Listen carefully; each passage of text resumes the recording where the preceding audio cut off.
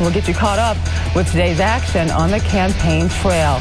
Good evening. I'm Angela Brown. ABC 12 News at 11 starts right now. This is your trusted source. ABC 12 News at 11.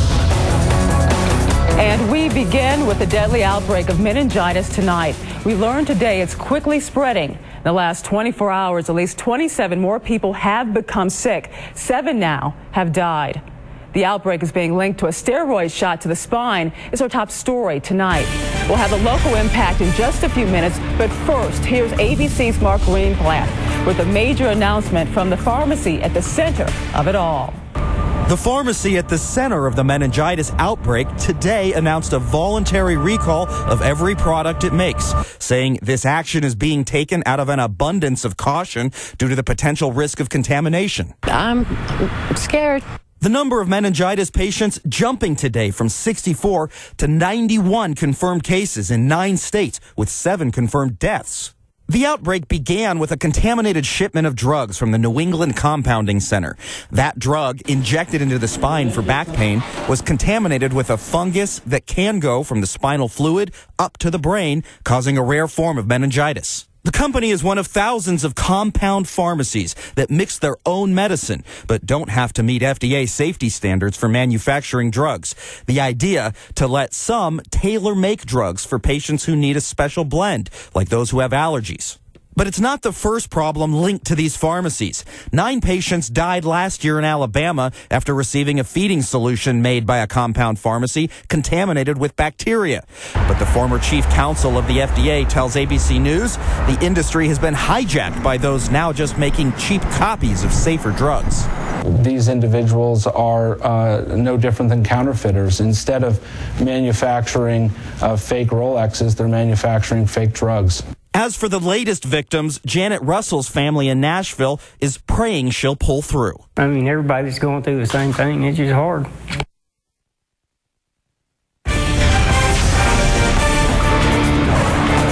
Mark Greenblatt. Our team coverage continues now with ABC 12's Jennifer Prophet. You're joining me right here at the desk. Now, you've been working hard tonight, tracking how it's impacting Mid-Michigan. What did you find out for us?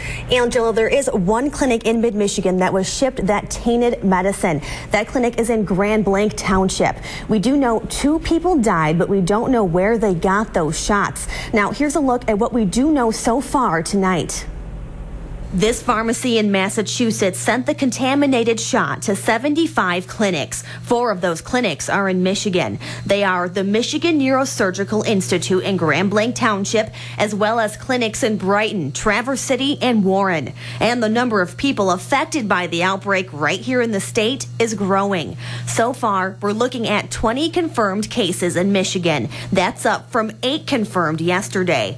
2 people have died, bringing a total of 7 deaths across the country.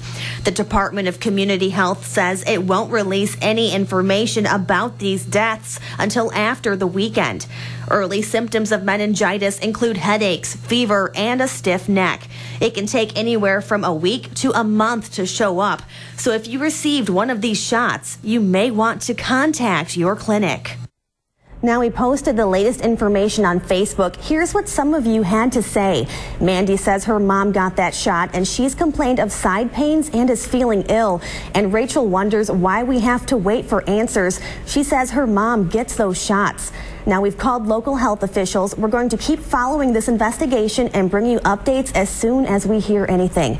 In the studio, Jennifer Prophet, ABC 12 News.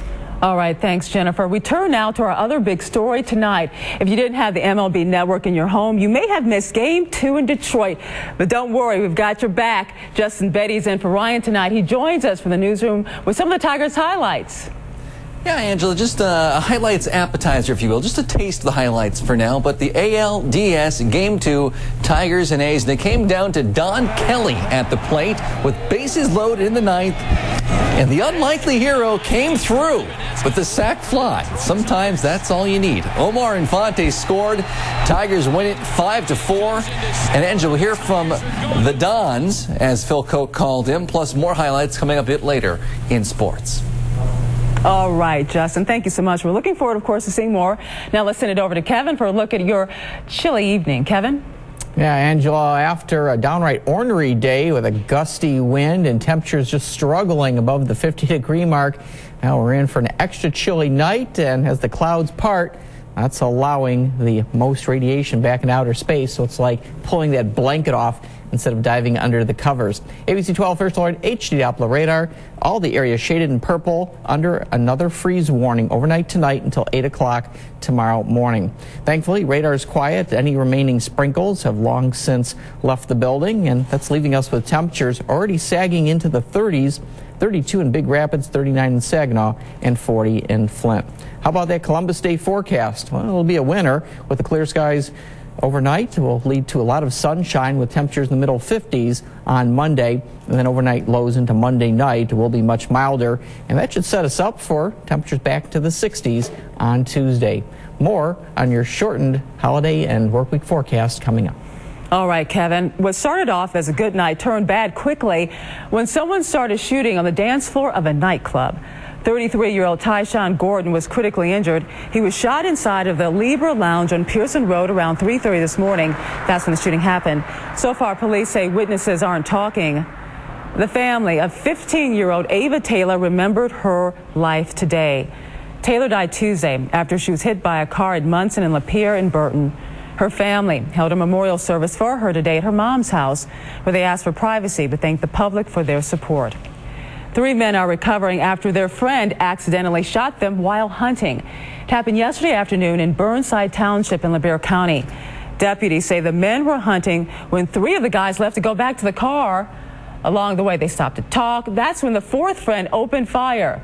The men were hit with bird shots in the hands and neck. The men were later treated at the hospital. They are expected to be okay. 2 seniors are recovering after a room caught fire inside the senior living center. It happened around 1 at Court Street Village Apartments in Flint. Firefighters tell us the fire was small and was contained to 1 room. The residents suffer smoke inhalation but are expected to be okay.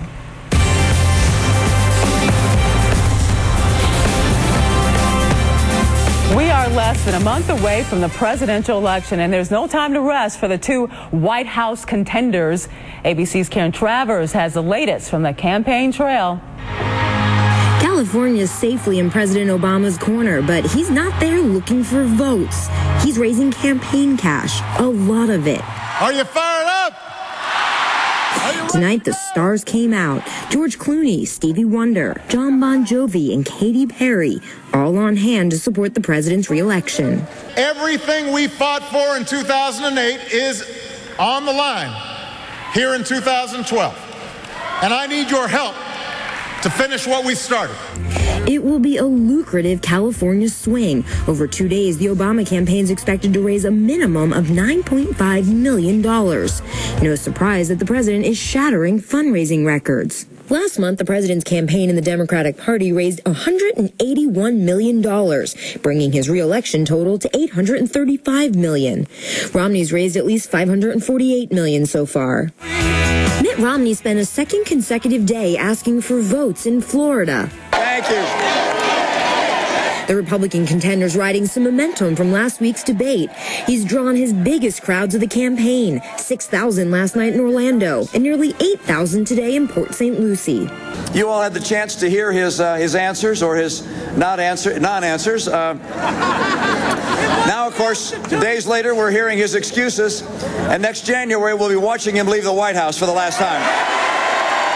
This week, it's the running mate's turn to debate. Karen Travers, ABC News, Washington. To the rule of law. And Mitt Romney's running mate, Paul Ryan, will be at Oakland University in Rochester tomorrow night. Ryan will attend a victory party at the Athletic Center starting at 7:30. Well, if you need some help understanding proposals on the ballot, a meeting tomorrow could clear things up. A group of pastors in Flint are hosting a voting teach-in tomorrow night. It takes place inside the House of Prayer Missionary Baptist Church. It's free to the public and it's nonpartisan. There will be information on ballot proposals and information for first-time voters. The teach-in starts at 6. It's sponsored by the Concerned Pastors for Social Action. Downright shock at the pump, where some drivers saw the highest gas prices ever, plus what you'll be paying this week here at home. after the break. But first, the people in this room have had enough. They're tired of gang violence, and this weekend they're starting a new campaign to reach kids. You're watching ABC 12 News at 11 with Angela Brown, meteorologist Kevin Goff, and Ryan Slocum with sports. ABC 12 News, your trusted source.